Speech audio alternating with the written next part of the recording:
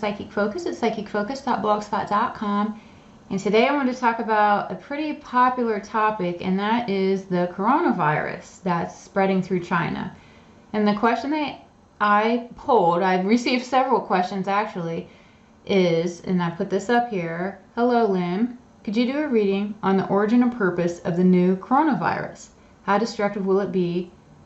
And what home remedies could be effective against it? So, when I tuned into this, I got a lot of different things are actually going on surrounding this virus. And my initial impression is that the PTW, the powers that were, intentionally introduced this virus into the population. And I next go into why, because that was the first thing that came to me. So I prompted myself to want to know more specifics about it. Why would they pick it? Why did they choose where it went? What is the intention behind it? And I see that it was chosen for its location for a few reasons. First, this is a huge power play on China. I cannot see many, if any, PTW are actually Chinese. And I hadn't really thought of that before. And it looks like this is a way to keep them weak and under control.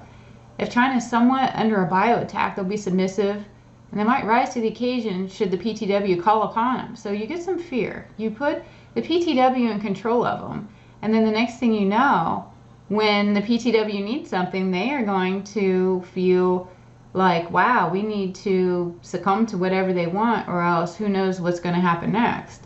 I also get that China is population dense. The ground zero point, which was a food market in Wuhan, if I said that right, was a perfect origin because the virus can spread from animals to humans. And this type of open market provided the opportunity to put infected animals in the middle of the masses of people.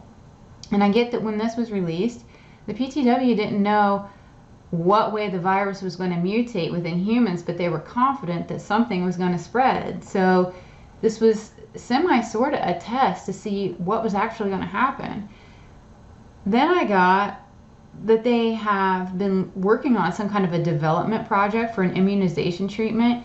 And I heard something about when they develop a treatment, when you go into this prevention and treatment plan, it's largely based on the genus name of a virus or bacteria that's the root cause of the illness. So you have this illness out there, and you have a genus name and you have a species name to it to specify exactly what kind of bacteria or virus or whatever you are dealing with. It really hones it in and becomes very specific. And I got that. This was a newer illness that was put out there. They didn't know how it was going to mutate, so they didn't know exactly the genus and the species, but I got that they knew the genus portion of it. When they knew they were releasing it, they knew the genus portion. And so what they're developing or trying to is a breakthrough in being able to take part of the root of the name and develop an immunization based upon that.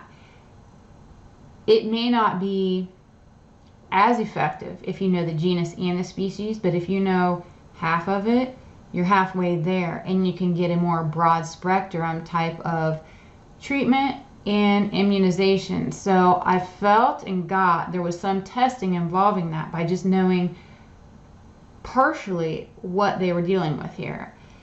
I also got that the coronavirus is unpredictable, and no one truly knew the extent of how far it was going to travel or the severity of the illness. And I see that they anticipated pneumonia to be as severe as it got. They didn't really anticipate the deaths and the outward panic that it created.